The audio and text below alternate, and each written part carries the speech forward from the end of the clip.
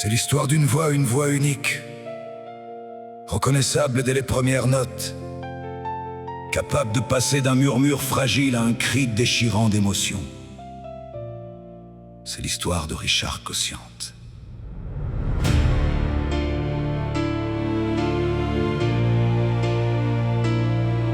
Tout commence à Saïgon, le 22 février 1946. Né d'un père italien et d'une mère française, le jeune Ricardo grandit au cœur de l'Indochine. Mais à l'âge de 11 ans, sa vie bascule. Sa famille s'installe à Rome. Pour l'enfant, le déracinement est total. Il ne parle pas un mot d'italien. Face à cette barrière, il choisit le silence. Un silence protecteur qu'il ne brisera que grâce à un nouvel ami. Le piano en autodidacte, il apprivoise les touches noires et blanches, mélangeant ses influences de l'opéra classique à la chanson française, en passant par le rock naissant.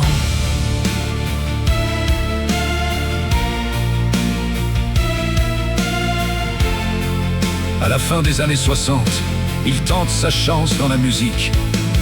Ses premiers albums en Italie passent inaperçus. Le public n'est pas encore prêt pour ce style si particulier. Le tournant décisif a lieu en 1974 avec l'album Anima porté par le titre Bella senza anima. Le disque est un choc.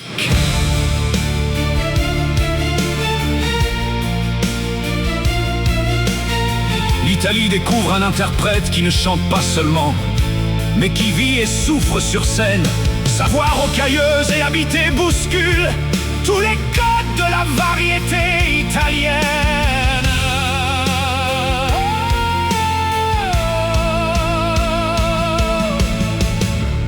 Parfaitement bilingue, l'artiste refuse de se donner des frontières.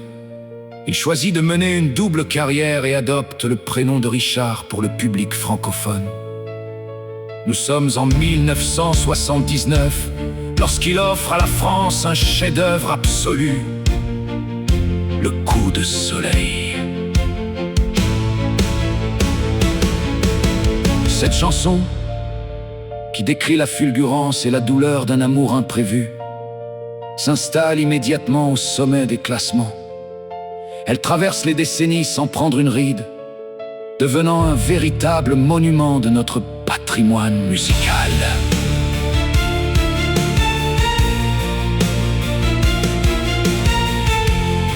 Pendant les années 80 et 90, Richard Cossiante enchaîne les succès sur les deux fronts. En France, il marque les esprits en 1986 avec le magnifique duo Question de feeling, partagé avec Fabienne Thibault. En Italie, sa consécration est totale lorsqu'il remporte le prestigieux Festival de Sanremo en 1991 avec la chanson Se stiamo insieme. Sa marque de fabrique est désormais claire, une théâtralité assumée, des mélodies puissantes et une immense sensibilité.